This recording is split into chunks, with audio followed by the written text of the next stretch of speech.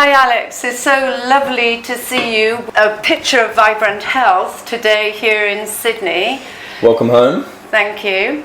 The last time I saw you was in Monaco at your welcome party, and you definitely didn't look like this. You looked so battered, and my heart went out to you when I seen all the ice packs on your legs.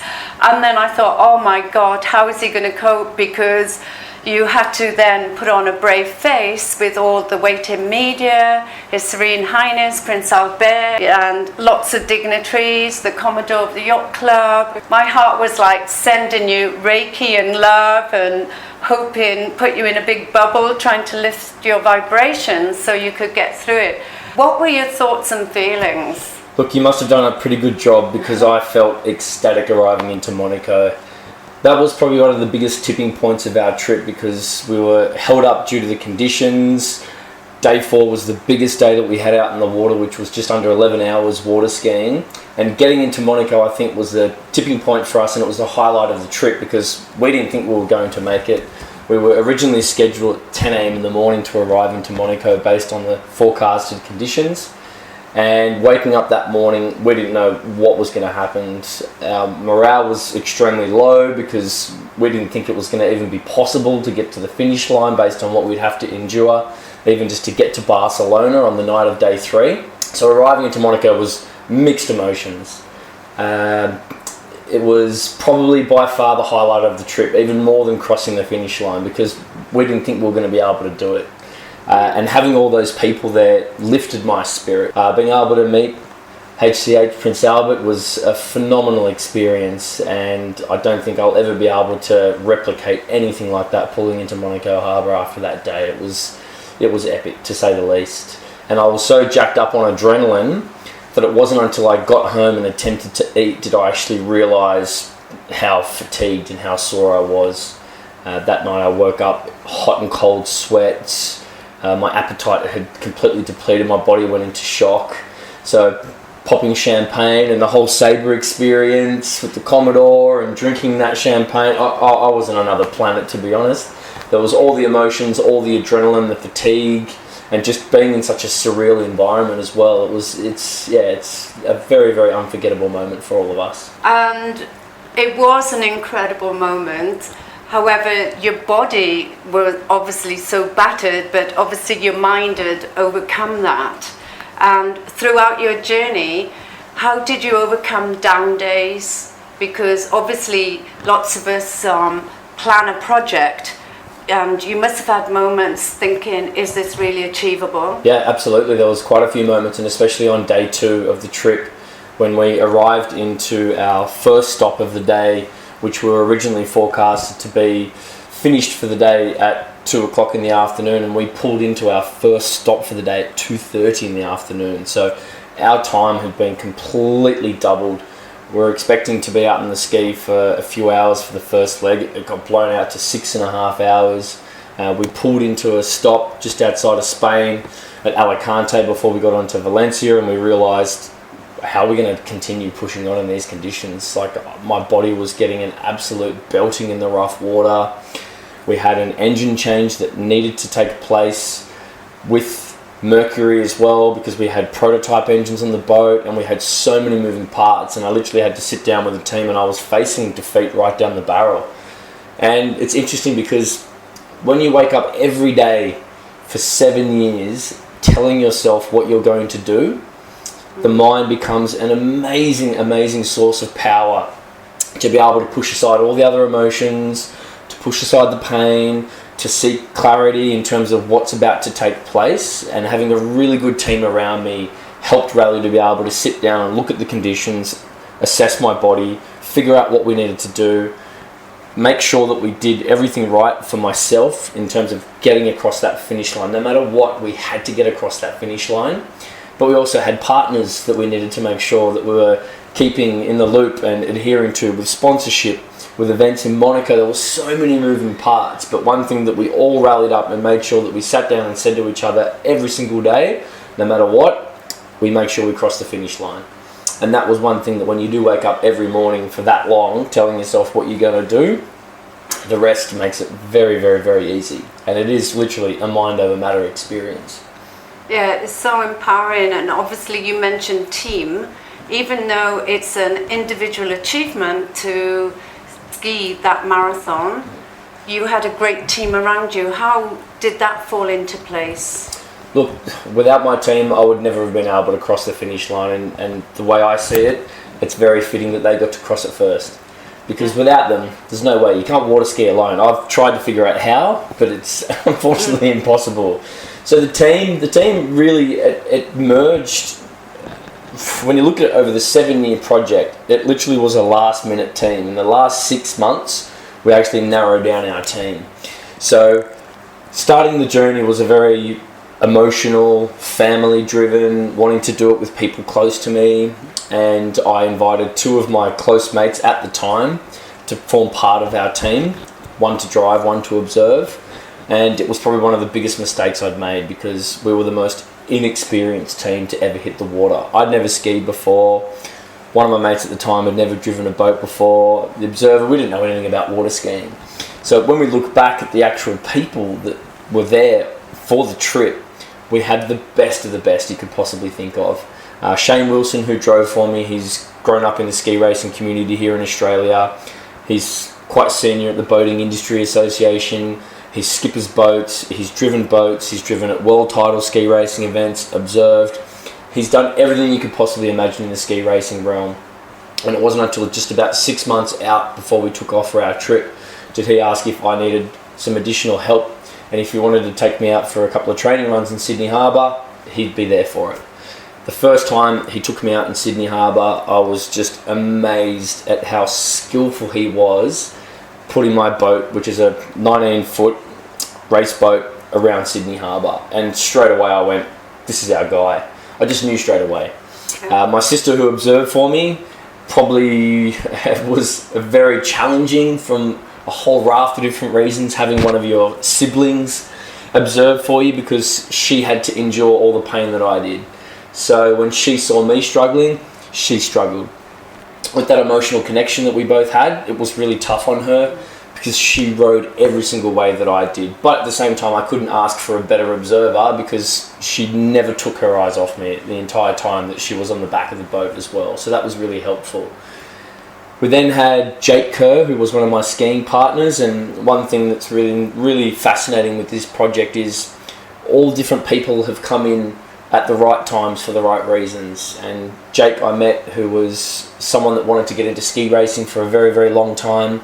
He's been a family friend of my wife's since they all grew up in the same neighbourhood together, and we ended up in the Hawkesbury River up at a place called Pacific Park that we now share, a place up there that we ski out of as well, and he became my skiing buddy, and we learnt to water ski race together. He'd been water skiing since he was quite young, and that's how we started to train, by ski racing, learning the sport, and then obviously becoming part of the ski racing family within Australia as well. So having Jake out there as well, he was an all-rounder. He was a backup driver, he was a backup observer. He joined me for a couple of shorter legs as well and came out and water skied for me. Just a really young, clever, switched on, kept everybody focused, had great ideas to figure out how do we get through some of the challenges that we went through, and he was just the best wingman you could possibly imagine. I then had my wife Belinda, who effectively was the glue of the entire team. So she was actually pregnant with our son Cruz at the time, so they actually racked up more kilometres in the van than what we did out in the water. They were phenomenal, our road crew and our support team. And unfortunately, with Belinda being pregnant, we couldn't have her out in the boat because it was just too rough. I didn't want to have her out there and have any form of risk for Cruz.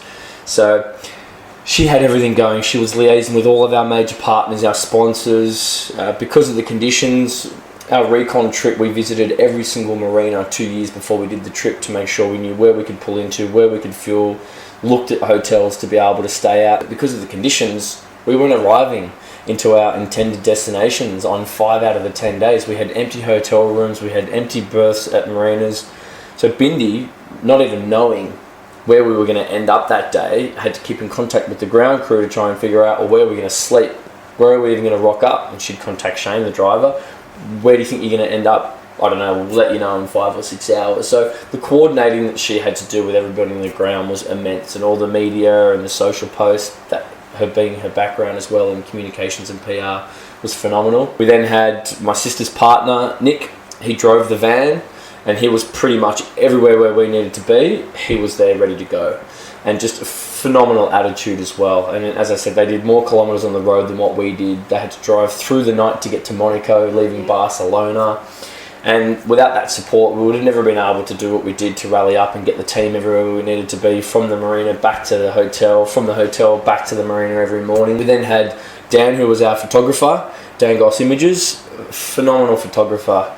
I've known him since I was a teenager as well, so he came out, and you may have seen some of the still images that he captured, which are just beautiful. He embraced the project so well, came over, and probably was the person that was able to say a few words, and it would always end up in a joke because he's such a character, and would always have the team laughing. But other than that, he was such a good person to be able to capture the images in the way that he did. And we also had Mobsy, who was a cinematographer, who was out there. And to be honest, after chatting with people in the film industry, after we've come back and shifting through all the footage that we've got, what he did out there as a solo operator to be able to capture all the footage that he did, having to get back to the hotel each night and back it all up and dump it on the hard drives, and it was just phenomenal what he achieved out there as well. So without that team, that core team that we had, we would have never have been able to pull off what we did. So yeah, without them, we wouldn't have got across the finish line. Yeah, we could feel the energy of the team, and everybody was so friendly, and you could see them gelling together.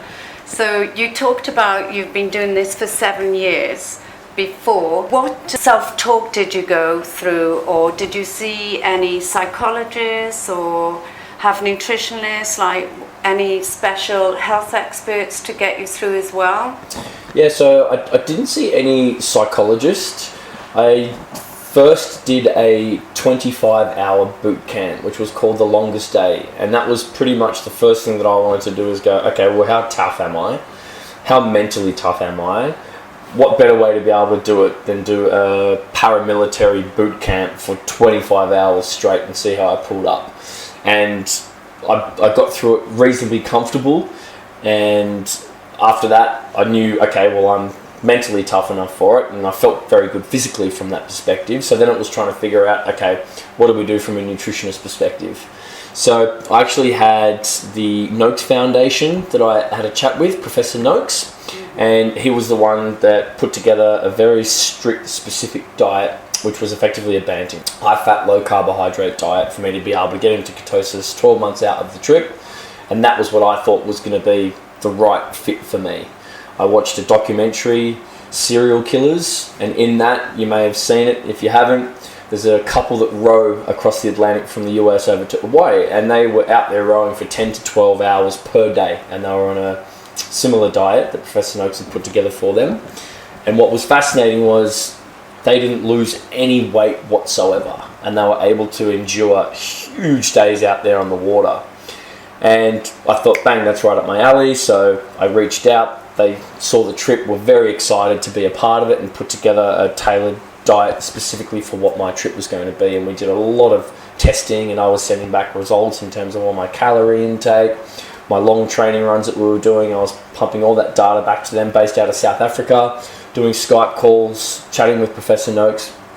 They then gave me all that information back. So that was my nutrition side of things, and I'll come back to how that changed during the trip. I also engaged with Craig Burton, who is one of Australia's leading ski racing coaches, who has been doing it for the past 20 years.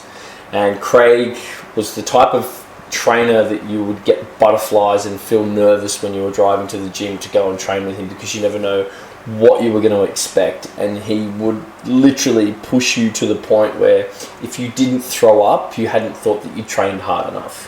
Wow. So he was phenomenal at preparing my body. He does a lot of training for a lot of the ski racers who do really high speed on smooth water, whereas this was quite different because we were going to be in rough water and not as high speed. So he specifically trained and put a very, very good program together for me. So that was the coaching and the physical strength side of things.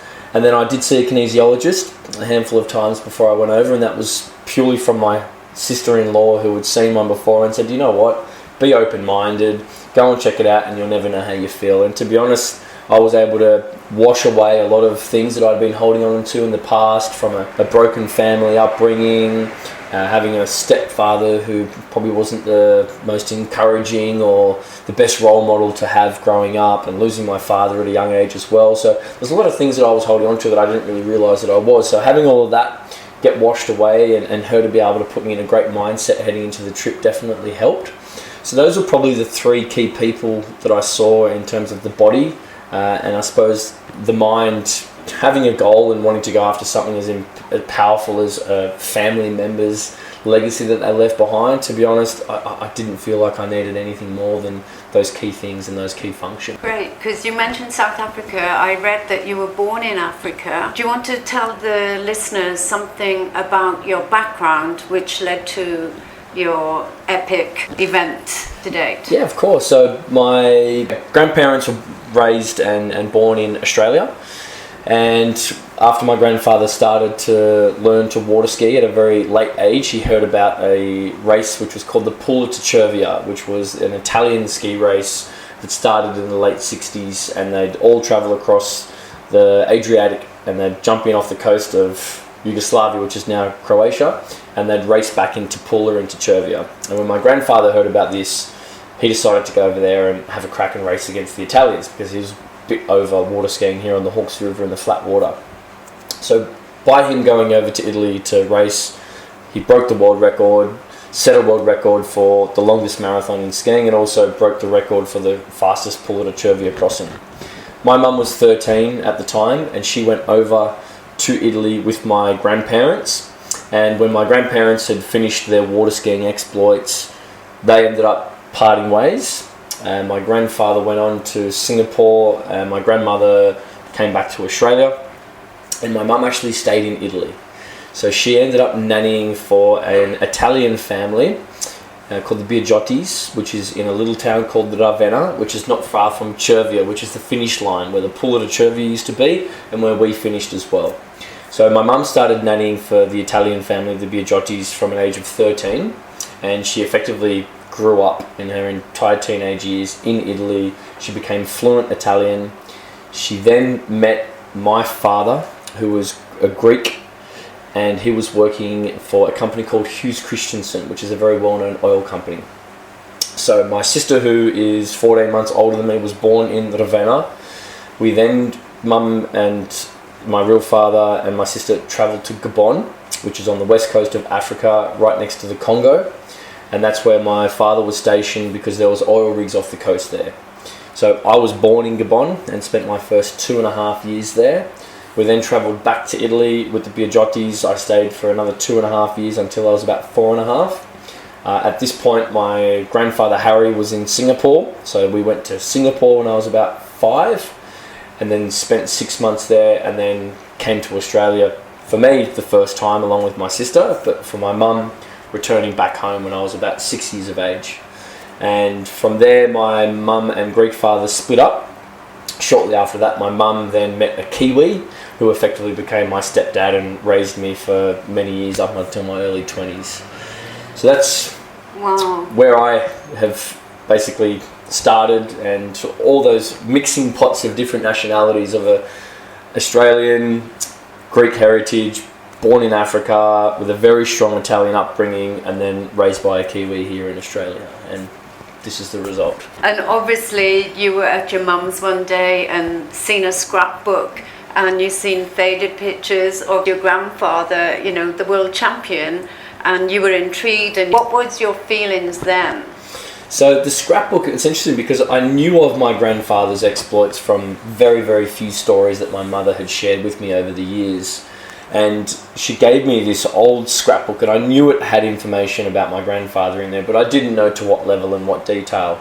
And as I was approaching 30, which is now 8 years ago, I was at my house one night, my sister was over, and I thought, why don't we pull out the scrapbook and have a look at it? Anyway, pulled out this big old massive scrapbook and dusted off the top of it, and I started flicking through it and going through all these newspaper articles, getting a better understanding of what my grandfather had actually achieved, and also trying to figure out, well, why has he kept all of this? What's the purpose of holding on to all these stories and all these newspaper clippings, telegrams, pennants, photos, and as I started to flick through it, I started to learn a little bit more about him as an athlete and what he achieved. And then when I came across his record, I was pretty gobsmacked at the distance that he'd water skied and how much it meant to him. And then I kind of looked at my sister and, you know, I was like, this is an amazing story. I can't believe this is in our family. I can't believe our grandfather actually did this.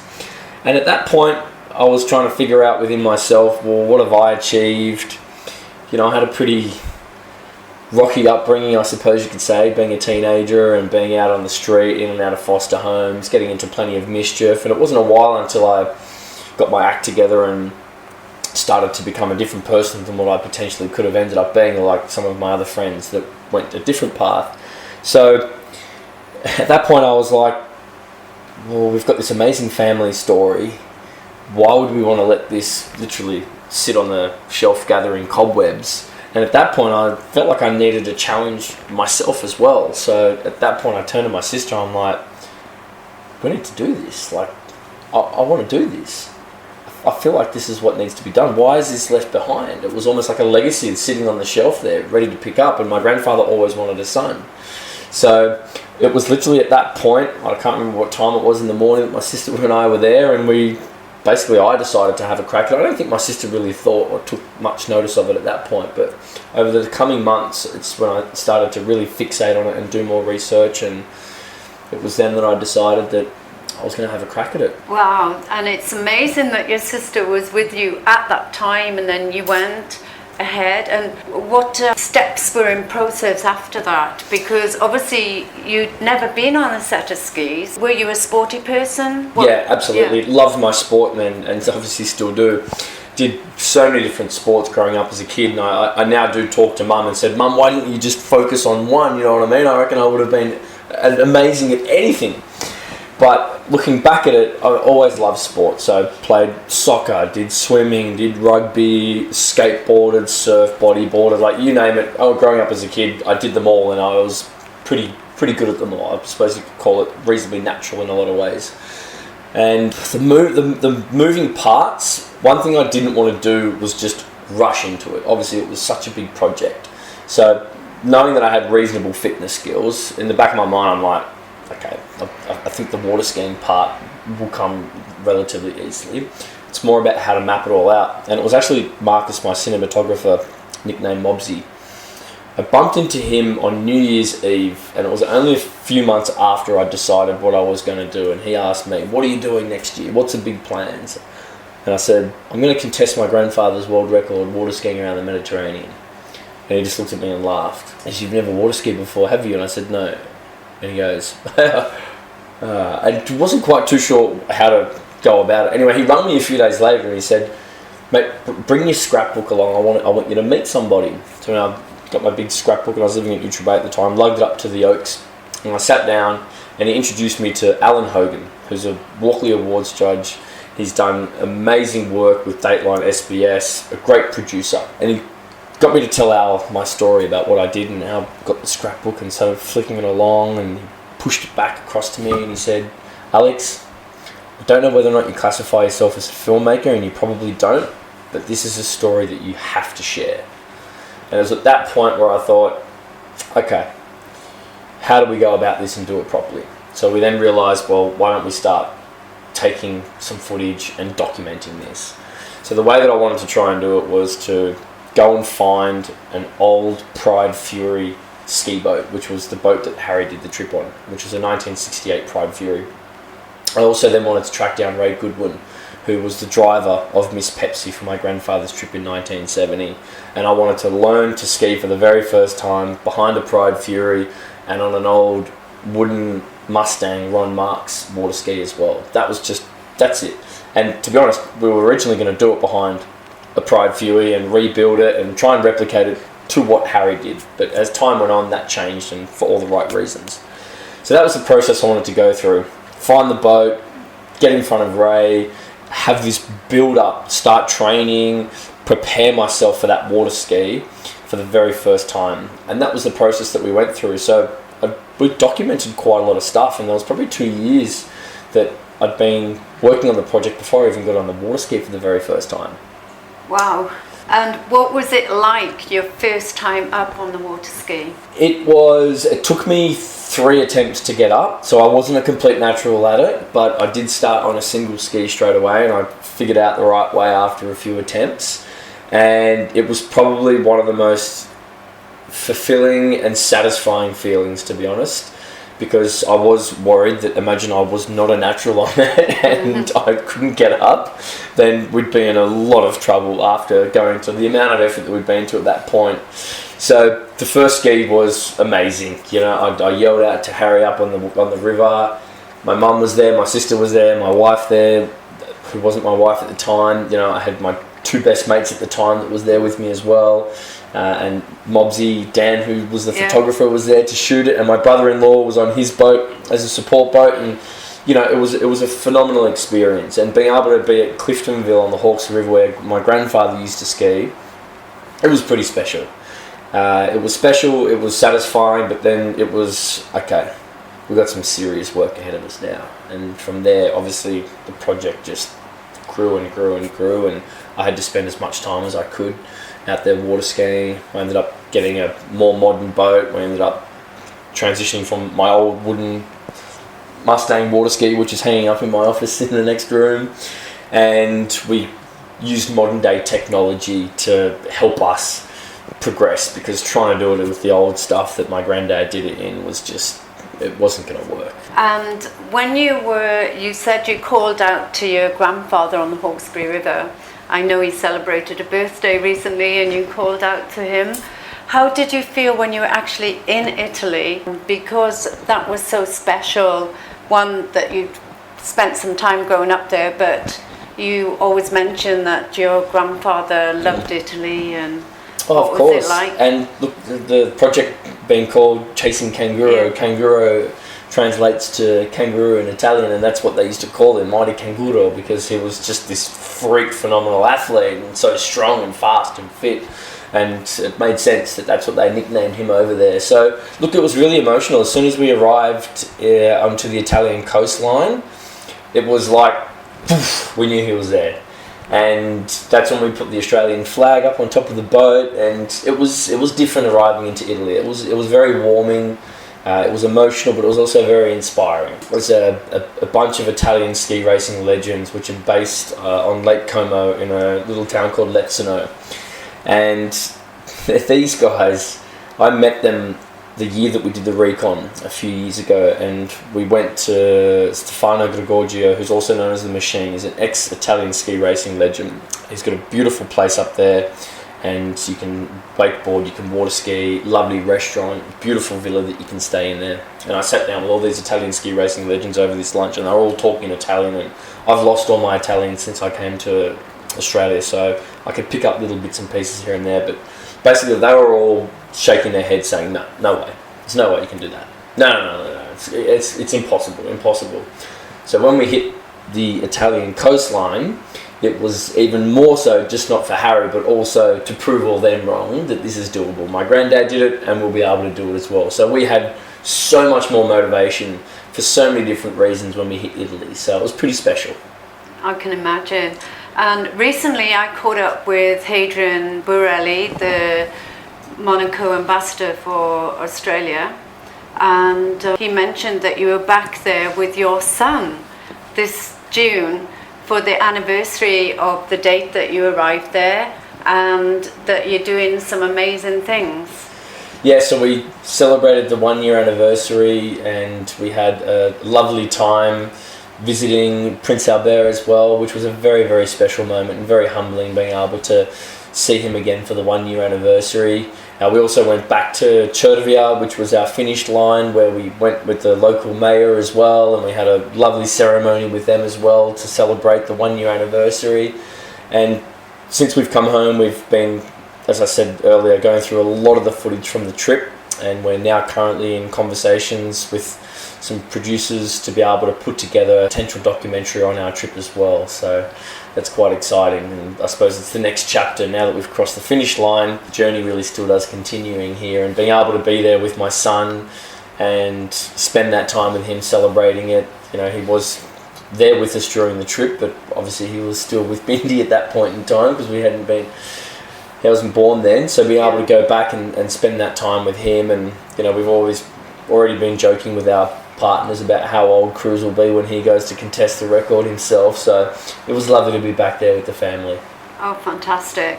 And for your son or other young athletes, what tip would you give them to stay on track, to stay focused? Because I know you're a very determined, focused young man. Look, my advice for anyone that's out there that's a young athlete is just never give up. Even when you are going through tough times and you think you're failing, or for me, for example, take water skiing, for example.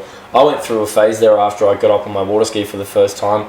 I struggled to get back up again after being on a certain ski for months and then transitioning to a modern ski and even trying to learn on a ski race, a ski plank. Like, I was just like, what am I doing to myself? Like, I was cutting my nails and my knuckles open from coming over and hitting the front of the ski. And one thing, you just can never give up, no matter what you're going through, no matter how tough it is, whether it's injury, whether it's failure. The only best way to be able to learn is to fail. And once you've failed, then you figure out, okay, well, that's not the way you do it. This is the way that you can do it. So harnessing failure, in my opinion, is one of the best things. If you can learn from failure and also use that fear to not fail again, fear can be such an amazing power source to not have to go and endure failure, because you want to succeed and you want to keep on going. And persistence and getting up and making sure that you're true to your word, and if you set yourself a goal, just stay focused, stay hungry, and just don't give up. That's wonderful information, and obviously it's incredible that you went through the upbringing you had, and like you said, you could have gone down a different pathway in the foster homes, etc., etc. So is there one thing that you would give advice or change had you known what your journey was going to be like today? Looking back at my upbringing, I'd probably say, and look, it does come with time. It's a little bit hard to have maturity when you are young. In hindsight, when you do look back at it, if my mature adult self could go back and have a chat with my adolescent immature, it would probably be have a little bit more self-belief and have more confidence in yourself, because I think when you're trying to be someone that you're not growing up, that's when you end up doing the wrong things. That's where immaturity kicks in. And I think looking back on it now, yes, I had a lot of fun growing up as a kid, but I think if I was a little bit more sensible about my decisions and I had a little bit more self-confidence and self-belief in terms of what I was actually capable of, I probably could have taken a very different path and maybe started water skiing at an even younger age and being able to do what I did at an earlier age. So I think harnessing self-belief, having self-respect in yourself as well, and also trying to set goals at a younger age, even if they're really small. I want to run 5 kilometres by the time I'm 16, or I then want to run a half marathon by the time I'm 18. Setting some of those goals at a younger age and having belief in yourself, I think, can go a long way. Great. And how did you balance, because you keep mentioning Belinda was pregnant and obviously you were working as well. How did you balance work and your career and your passion? Yeah, look, I think being driven definitely helps, and being self-motivated. I was lucky enough to have a very supportive wife that allowed me to be able to go and train most mornings, come home, have dinner prepped. I was lucky enough when I first started the project, it wasn't very intensive from a time perspective, but my business partner at the time, him and I worked together and he was very flexible with what I was doing, and as I said, it wasn't very labour intensive at that point in time for the project.